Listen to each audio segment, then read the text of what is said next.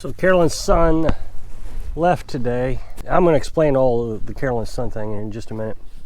But we haven't went to many places since we moved onto the property. We've stayed there pretty much the entire time. I would say 90% of the time that's where we've been, is on the property. And I really love it there.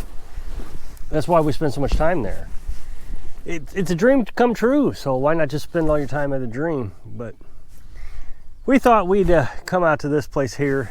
One of the main attractions here in the state of Missouri. I'm actually at a state park right now. Missouri has some of the best state parks. As you may know, Carolyn and I traveled the country for 3 or 4 years. We called ourselves nomads. Of course, we tried state parks many times.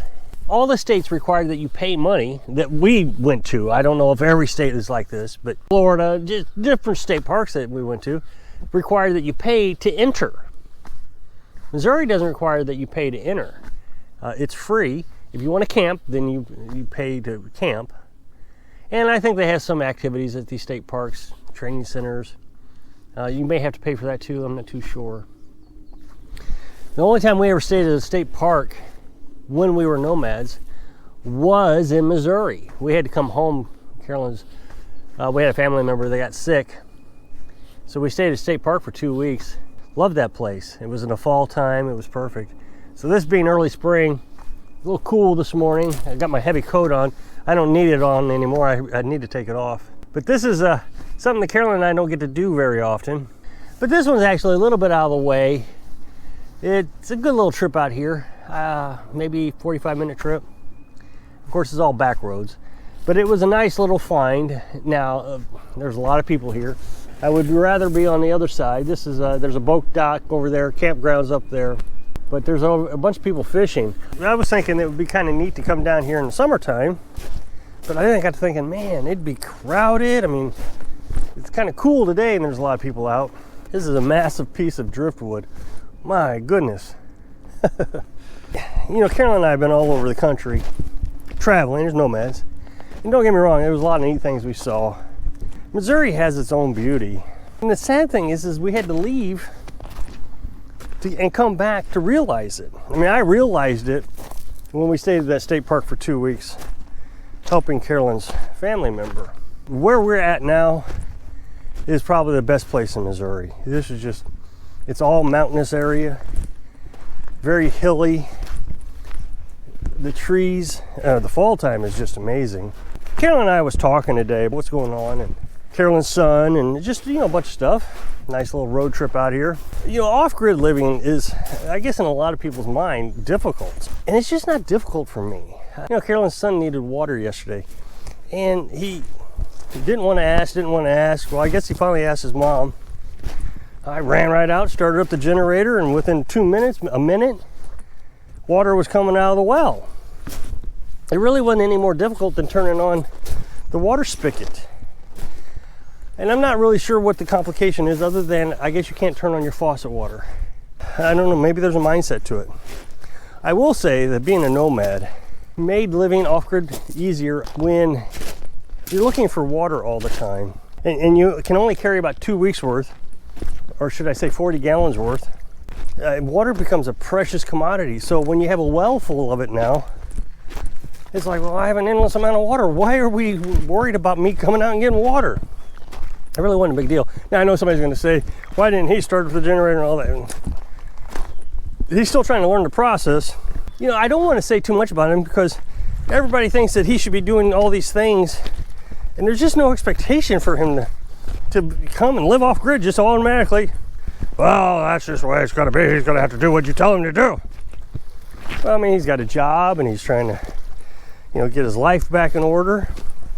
Why should I teach him how to live off grid? I can't teach people on my YouTube channel who come looking for me to learn how to live off grid, how to live off grid. I don't care if he learns how to use that generator. Now, I am going to give him that old one. I told you, you know, they've got the propane dual fuel one. He struggles with that one for some reason. Maybe because it's propane. Maybe he just, it's supposed to have gasoline. It's a gasoline engine. Who knows, but I don't care.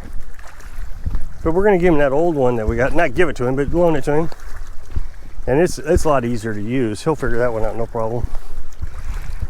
And I guess if he wanted to run water off that old one, he could. I fixed it. I just repaired the carburetor and the step motor. I replaced it actually. If he wanted to use that one, he could. I think he's going to start using it here pretty soon. He just got his Xbox all assembled and ready to go, so I guess he's going to want electric here pretty quickly. And then of course this summer he's going to have that air conditioner from the old truck camper, which I talked about quite a bit. So it's all been quite the experience, and having to adapt to just a new way of thinking about things.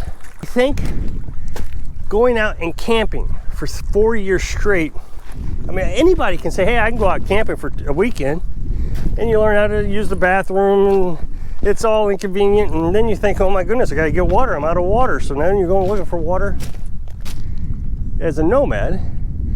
So when you actually step up from that, I mean, people ask me all the time, how can you live in a tiny house? That's gotta be crowded.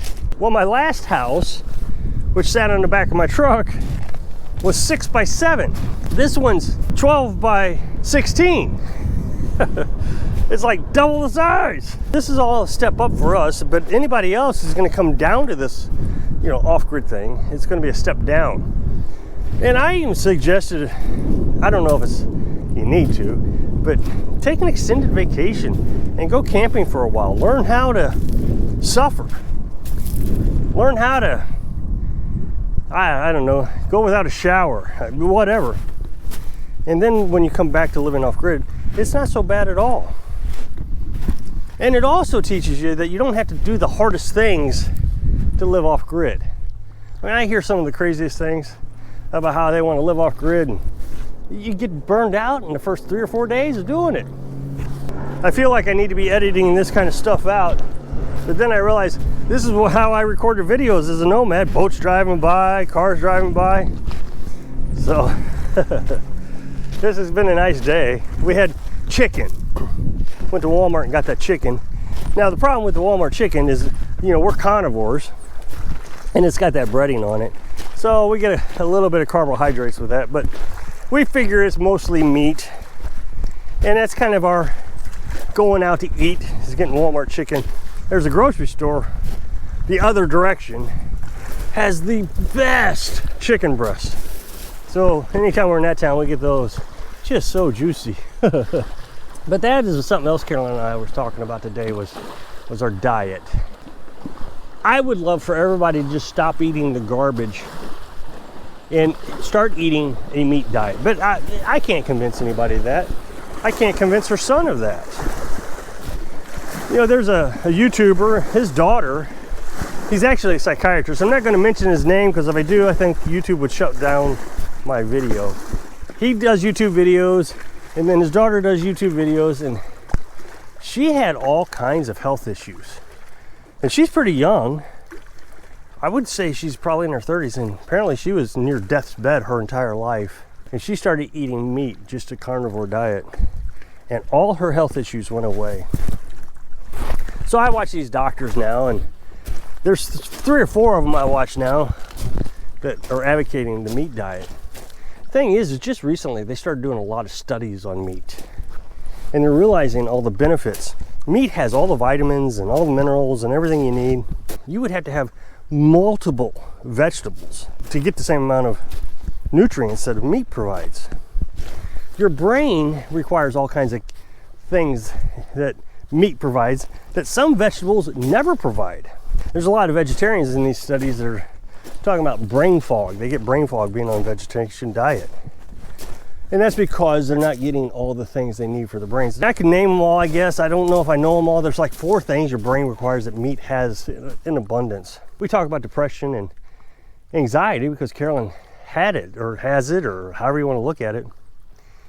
And she doesn't have it anymore. She still has moments that feel like anxiety is going to come on and attack her. But she's able to now deal with it. So the way I think about it is, we all know that cortisol is addictive. And your brain produces cortisol when you have an anxiety attack. Well, there's nothing in your brain to fight that off because you're eating vegetables, for example. So she is now eating meat. her brain has all the chemicals it needs to fight off anxiety and cortisol, but her brain is still addicted to cortisol. So I think what it is her brain is saying, hey, I like to have some more cortisol, I'm going to do an anxiety attack. And then these chemicals come running in. No, we're not going to do that. And our health is so much better. One of the doctors, he's pretty straight talker. I mean, he doesn't sugarcoat things, at least near as bad as I do. I'm always afraid YouTube's going to take my videos down. And I need YouTube, it's my job. I would gather that he doesn't need YouTube because he has a whole business wrapped around this carnivore diet thing. But he's pretty direct. And he says, have you ever noticed you go to Walmart or anywhere, and everybody has some sort of a weight issue? And now this guy, he's like, 250 pounds, and it's just Arnold Schwarzenegger. I mean, he's built. And I started observing. And yeah, there is not a lot of people who are healthy anymore. Rarely see them. And Carolyn and I are getting more healthy all the time. I'm at a great weight. Before I started the carnivore diet, I told you I had asthma and my left shoulder was just about ready to fall off. I was getting a belly. I couldn't even wear my t-shirts anymore. So I started this meat diet, and I can eat whenever I want. Whenever I'm hungry, I can eat meat or eat an egg anytime. And then regularly, I'll go open a jar of chicken. We can our chicken. So Carolyn cook breakfast and it won't be enough, or I'm still hungry, or I go out in the yard, I'm still working and hungry, and come in, I'll eat a whole jar of chicken, whole pint. And then just a couple hours later, I'll have supper. And I'm losing weight. I'm gaining muscle, because I'm not actually losing weight. That's incorrect. I'm slimming down, but my weight's staying about the same. And then all the inflammation that fruits and vegetables and carbohydrates cause was making my shoulder hurt so bad because it was inflamed. And then, of course, asthma is just inflammation of the bronchial tubes. So now all the inflammation's gone. I can breathe. I mean, I'm walking, I was jumping over, and I couldn't do this not that long ago. I would like to see Carolyn's son eat this way. He's, starting to get up there. I mean, he's not old yet, but he's starting to get up there where different things are starting to break on him, just like they do for everybody. He got some anxiety, and he's got some aches and pains that I know a meat diet would solve, but he just won't do it. He'd rather go to a doctor to have them diagnose it. And he said something that was kind of interesting. He says, I can take the medication the doctor gives me and I feel better instantly, but I do what you tell me to do and I don't feel any better. And that's true. It's not an instant gratification. This year, I can't swing a maul to split firewood anymore. But the next year, I can. 2 years ago, I tried to climb up a hill with a bunch of firewood. I don't know, what was it, 4 or 5 truckloads? Oh, that asthma, I mean, it nearly killed me, I'm sure of it. But now, I can climb up a hill and I don't even notice. I'm not out of breath, I can breathe. So it's a slow healing process is what it is. Your body is healing, but the doctors don't heal you. They just give you medications, say, okay, get out of here, come back when you run out. So the doctor gets their money, pharmaceuticals get their money. So that's why we're out today. Her son had to go to the doctor. Doctor told him he didn't want Carolyn's son to drive, so we brought him down here. And we thought, you know what, we'll just take a little break and come out here and record a video, because I always have to record a video. I can't take a break from recording videos. It's a 7-day-a-week job, 365 days a year. So we record a video, have a little picnic out here with some fried chicken breast. No matter how hard I try, I'll never convince folks how great this life is. But you gotta follow it all. If I wasn't on a meat diet, I wouldn't be able to have firewood. My shoulder wouldn't let me do it. My breathing wouldn't let me do it. anytime somebody looks at my life and they say, oh, I can't do it because X, Y, and Z, well, there's something else that takes care of that problem. And you got to do them all. You got to do a meat diet. You got to get exercise. You got to learn how to live a little bit more primitively. You got to learn how to do without air conditioning. But it is healthier. It sure is freeing. So if you click this up next box to take you to a video where I was telling you, I don't really live off grid.